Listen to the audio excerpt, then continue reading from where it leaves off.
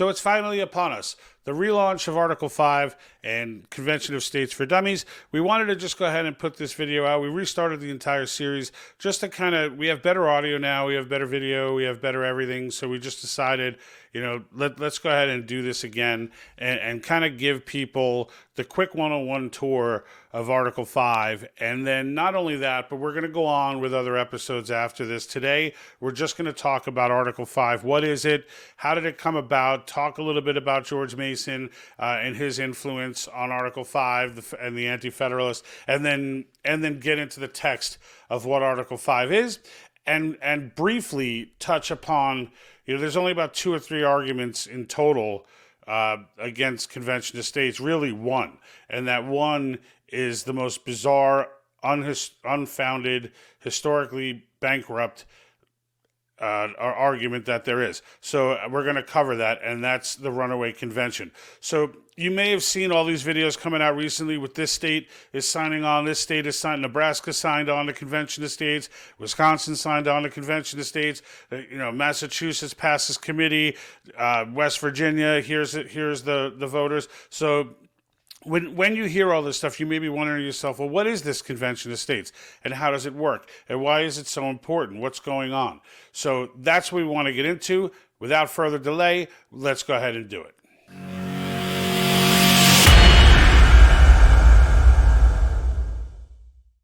Okay, we're about to jump in. Before I do, I want to just make sure I let you know that we now have a Convention of States t-shirt store that has officially opened. We've got some pretty cool gear there. You can see here one of my heroes, George Mason. This particular shirt is one of my favorites.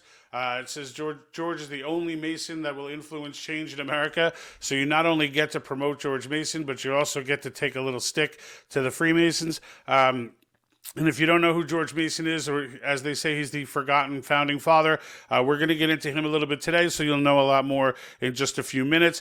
But definitely take some time to go take a look at the shirts we have. Use promo code WeThePeople to get an additional 15% off. Shipping is already free. The shirts are great conversation starters, folks. They're great to take around. This one right here, this Ask Me How to Save America. I actually have people walk up to me and jokingly say, how do I save America? And the conversation starts. And I've actually educated quite a few people on it that way. We've got the We the People Set the Terms. So a lot of cool stuff. You can get there by going to our website at www.thepatriotthinktank.com. A button will pop up immediately after you click on the link, or as soon as you go to the website, which will take you right to our store. It's on Etsy. It's called Cause Patriot Shop. So definitely go and check that out. We also have some things like this. Let's Go Brandon, I Will Not Comply, and my favorite, George is the only Mason influencing change in America. Let's go ahead and get on with it. So George Mason. All right, George Mason is what many call the forgotten founding father. He was an anti-federalist.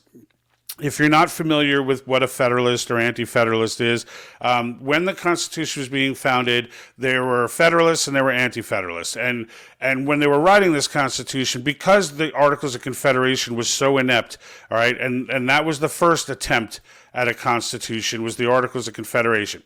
And it was so inept because it was so state-heavy, and that was because of the anti-federalists. They don't trust the federal government, so that hence the term anti-federalist. So they ended up winning out when it came to the Articles of Confederation, but they won a little too much. And what ended up happening, the Articles of Confederation were just a hot mess. The federal government really couldn't do anything. They had no method of funding itself. It was literally panhandling to the states.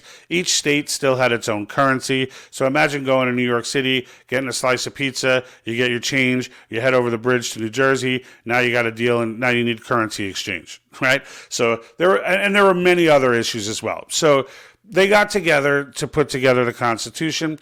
In doing so, they put out the first draft after many days, or many weeks, I should say, or months of dealing with this and debating and going back and forth. And when they put out the first draft, George Mason stepped up, noticing a few things. One, there was no Bill of Rights, which was a problem for more than just George Mason. So the original draft of the Constitution that the founders came up with did not have a Bill of Rights. So it was having trouble getting ratified as a result.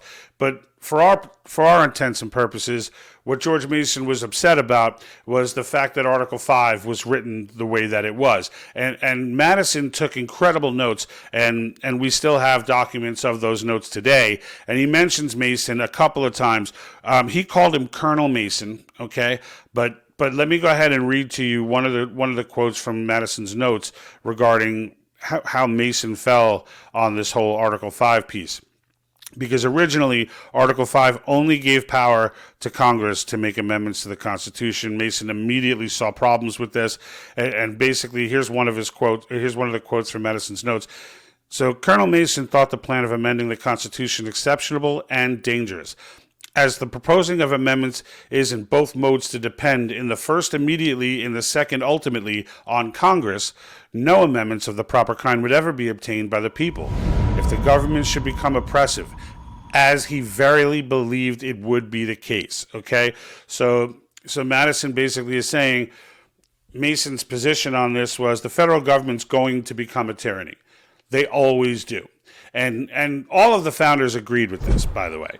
So once Mason was done, and we're going to get into one more quote from Mason, once Mason was done making his case to amend Article 5 and to add in the ability to call a convention, it was voted on unanimously. It's probably, I believe it's the only thing in the entire creation of the Constitution that was unanimous. It did not require a debate. Everybody understood it. It was common sense. It was, hey, you can't let them, they all knew governments become tyrannies. So leaving the Congress in a position to be the only one to amend the Constitution, it was not hard to sell the idea that if they ever became too powerful, they would never amend it to check their own power, right?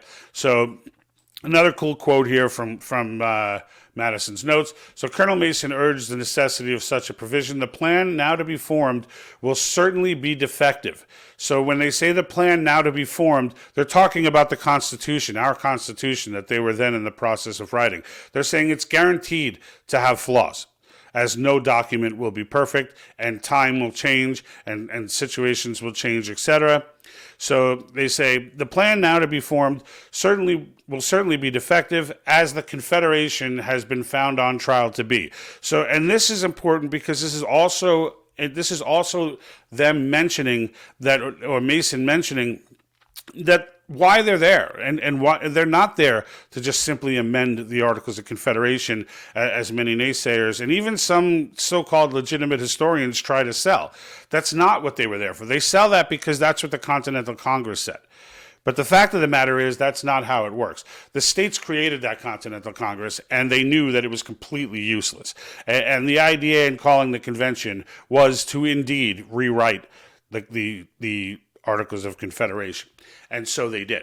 So let me go ahead and finish this off. Amendments will therefore be necessary, since it will certainly be defective, and it will be better to provide for them in an easy, regular, and constitutional way than to trust to chance and violence. So what they're saying, what Mason is saying here is, we don't need a revolution. It's not necessary. Every time in history that the government has grown too big and become tyrannical, it required a revolution, right? And the next government that followed was rarely the ideal government. So the purpose here is to say, hey, skip the revolution piece. We're going to trump history here. Okay, we're going to trump history here because we're going to put an outlet for the people to go ahead and take their power back.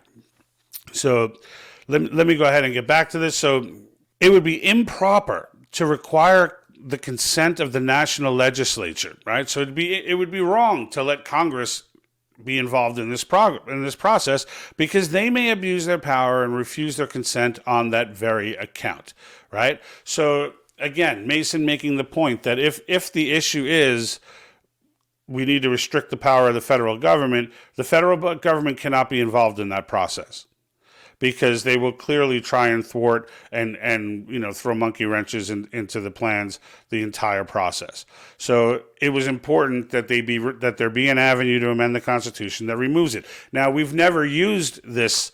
We've never called a convention for amendments because it's never been necessary. And the fact of the matter is, the only time that we really need to call a convention of states to amend the Constitution is when the amendments are going to involve restricting the power of government. Because otherwise, we could just have Congress do it. There's no big deal, right? Things like the 13th Amendment, the 14th Amendment, we can go ahead and let Congress do it. It's fine.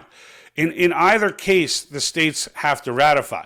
But what this does is it shows who proposes. Now, you may hear from people, or you may Google. If you Google, you will definitely find this, because the leftists are all over this on Google. And there are even some conservative organizations who are aligning with George Soros and his ilk, like the John Birch Society and such. I don't know why. I don't know why they can't figure this out. It's clear. It's clear in historical literature how this works. The article is clear. They say it's vague, and we're going to get into it right now. So let me go ahead and move on to that. So here's the actual text of Article 5, okay?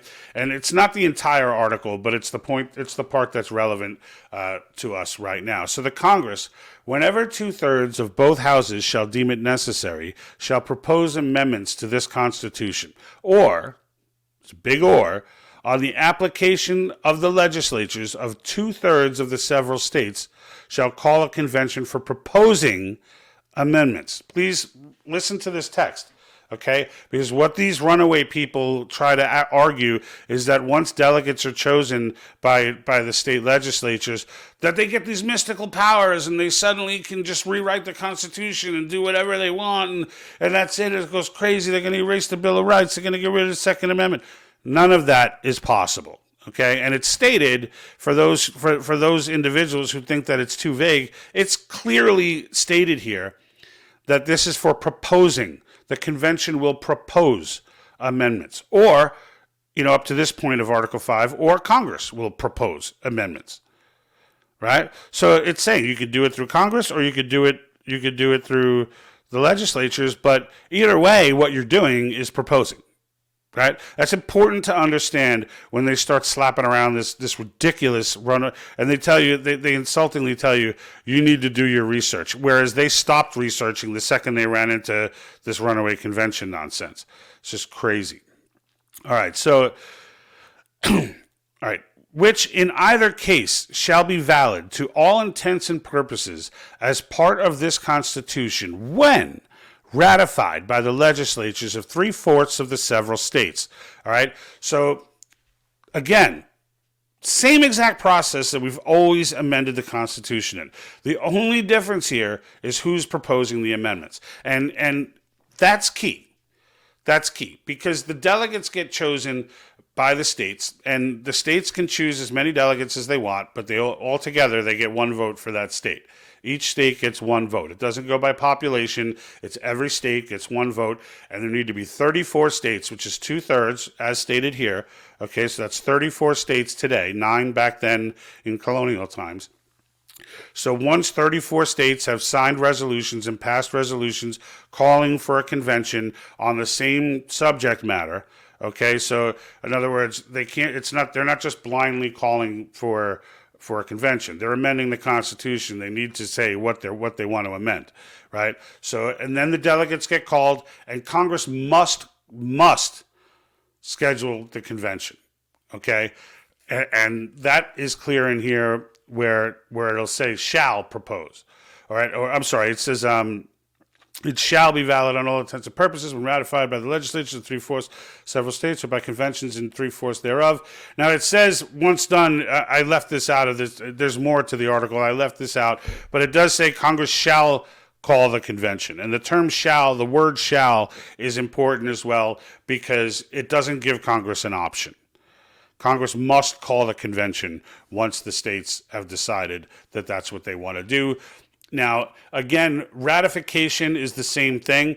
38 states, or 3/4, a supermajority of the states, are required to ratify anything that comes out of the convention. So once they select their delegates and they send them off to this convention with the topics at hand, and each resolution written by the states, and we have them all linked on our website. So if you go to our website, you go under the cause section, you'll see lists of states and what phase they're in, and then you click on that, and each state will have will have their actual resolution.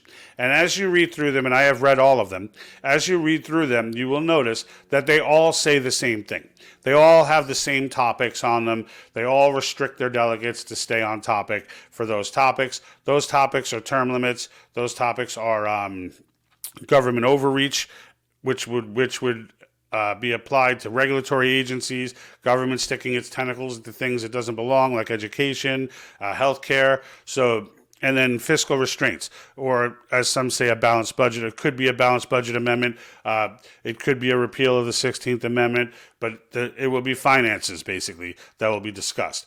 And they will put together their proposals. They will bring them to the states. And believe me, they're going to be conscious as to whether or not those proposals can pass.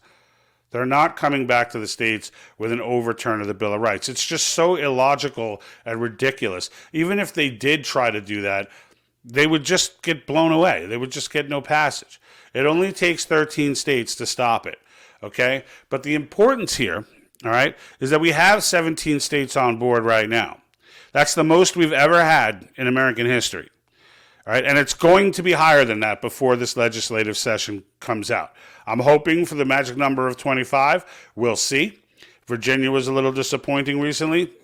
But we did get Nebraska, we did get Wisconsin, we're looking good in Iowa, looking good in Pennsylvania, so there's a lot of, West Virginia's looking good, so there's a lot of movement going on right now, and if you're just getting on this, I would subscribe now, because we're going to be updating every time something happens. Every time something pops, we're going to be updating, and there's a lot popping right now, so it's definitely worth paying attention to. Now, the last piece that I'm going to tell you, because I'm going to close this out now, and the last piece that I want to cover with you is what you can do and how you can get involved. So you can go, now on our website, we've got links to a bunch of stuff. There's a bunch of tutorial videos, information, all the resolutions, all that. But there's also a link to go ahead and sign the petition. That will take you over to Cause Action, Convention of States Action's website. They are the national organization behind the Convention of States movement. They are the reason why we have gotten this far. They're the reason why we have 17 states on board. They're the ones that organized all the Patriots, all the grassroots folks that have been coming out and bringing the fire to these state legislatures and doing it professionally as well. And as a result, they're getting movement. Convention of States Action is the one, and that's in the beginning when we said we're selling those T-shirts, we're donating a portion of the receipts to Convention of States Action. We are donating a portion of all the cause gear receipts to Convention of States Action.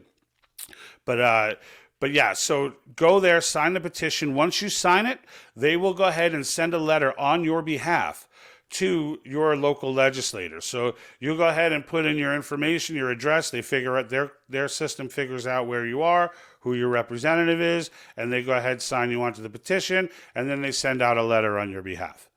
So really cool how that works. They also, I strongly suggest that you go ahead, sign the petition, do that, send the letter to your legislator, and then register for the site.